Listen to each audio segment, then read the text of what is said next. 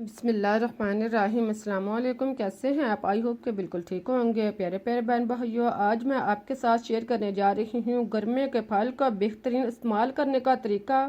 गरमा एक ऐसा फल है जो खरबूजे की तरह का होता है। इसका कलर भी खरबूजे की तरह पीला होता है और इसकी जिल्द जो है वो खरबूजे से कदरे सख्त होती है। गरमा एक ऐसा फल है जिसमें 101 बीमारी का इलाज है। बाज़ लोगों के हाथों और पाँव में जलन होती है, जैसे आग निकल रही हो।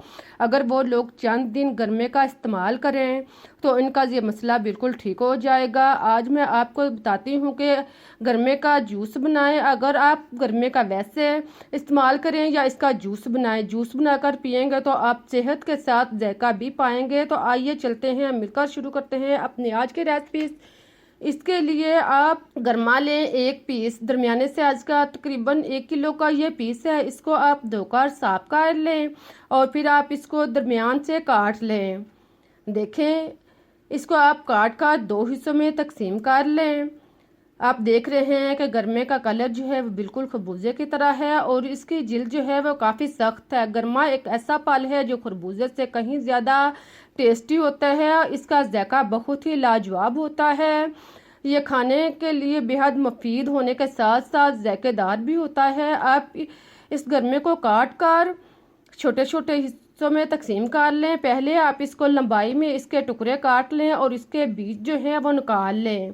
देखें, इस तरह आप गरमे को साफ कर लें। इसके बीज के ऊपर वाली जिल्द को अच्छी तरह साफ करने के बाद अब आप इसको सख्त जिल्द काट लें।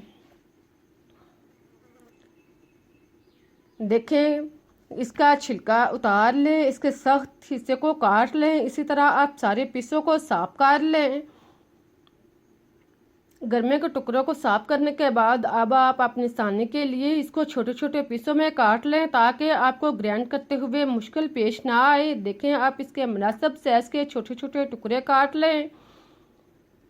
सारे पीसों के आप छोटे टुकड़ों में तकसीम करने के बाद अब आप इसे ग्राइंडर में डाल लें और इसे ग्राइंड कर लें। आप इसको वैसे भी ग्राइंड कर सकते हैं, लेकिन अगर आपको ग्राइंड करने में मुश्किल पेश आए तो आप इसमें थोड़ा सा पानी डाल लें। इससे साने के साथ ये अच्छी तरह ग्राइंड हो जाएगा। इसका ढक्कन बंद करें और इसको अच्छी तरह ग्राइंड कर लें। देखें, इस तरह आप इसको अच्छी तरह ग्राइंड करके इसका जूस बना लें। इसको शरबत की तरह बना लें। इसका आप जूस तैयार करके एक साइड पर रख दें। आप देख रहे हैं कि गरमे का जूस जो है वो तैयार हो चुका है। आप इसको एक साइड पर रख दें, लेकिन ख्याल रहे कि इसको ज़्यादा देर तक ना पड़ा रहने दें, इससे इसमें कराहट पैदा हो जाएगी। अब आप चूल्हे पर कढ़ाई या कोई बर्तन रखें। इसमें आप 1 लीटर दूध आप भैंस का या गौ का कोई भी ले सकते हैं। फ्रेश दूध लें, इसको आप पुन लें। अगर आप डिब्बे का दूध इस्तेमाल कर रहे हैं तो इसको पुनने की ज़रूरत नहीं। अब आप चूल्हा ऑन करें और इसको तेज़ आंच पर बॉयल कर लें। जब दूध बॉयल होना शुरू हो जाए, ऊपर उठना शुरू हो जाए, तो आप चूल्हा कम कर दें और दूध के बिलाई को इसके अंदर मिक्स करें। दूध को 3 से 4 मिनट तक अच्छी तरह बॉयल करें। फिर आप इसमें चीनी आधा कप शामिल करें। चीनी डालने के बाद आप इसको मिक्स करें और इसको अच्छी तरह मिक्स करें और इसको अच्छी तरह पिघलने दें। जब चीनी अच्छी तरह पिघल जाए तो इसमें आप पिसी हुई इलायची 1 चम्मच शामिल करें और इसको मिक्स कर दें। इसको दूध को आप बॉयल होने दें। अब आप कस्टर्ड 3 चम्मच येलो कस्टर्ड लें। इसके अंदर आप आधा कप दूध शामिल करें और इसका मिक्स कर लें। इसको अच्छी तरह मिक्स करें कि इसके अंदर गिल्टी ना हो। इसको आप एक साइड पर रख दें। आप 2 से 3 चम्मच तुक लगा लें। इसके अंदर आप आधा कप पानी डालने के बाद इसको आप भिगो दें। इसको आप एक साइड पर रख दें। इसको आप 10 मिनट के लिए छोड़ दें ताकि यह अच्छी तरह फूल जाए। अब आप देखें, दूध जो है वो अच्छी तरह बॉयल हो चुका है। इसके अंदर आप कस्टर्ड शामिल करें। थोड़ा थोड़ा करके आप इसमें कस्टर्ड डालते जाएं। कस्टर्ड को एक दफ़ा शामिल नहीं करें, इसको आप थोड़ा थोड़ा करके डालते जाएं और साथ में आप चम्मच चलाते जाएं। इसको आप इसी तरह 5 से 6 मिनट तक पकने दें। जब कस्टर्ड जो है वो अच्छी तरह गहरा हो जाए, इस दौरान आप चम्मच चलाते रहें और इसको गहरा होने तक पकने दें।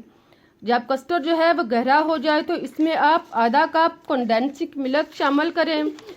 कंडेंस्ड मिल्क डालने के बाद आप इसको मिक्स करें और चूल्हा बंद करके इसको ठंडा होने के लिए रख दें। देखें, आप इसको अच्छी तरह मिक्स करें और फिर ठंडा होने पर आप इसको एक बाउल में निकाल लें। अब हमारा कस्टर्ड तैयार हो चुका है। इसके अंदर आप ग्राइंड शुदा खरबूजा डालें।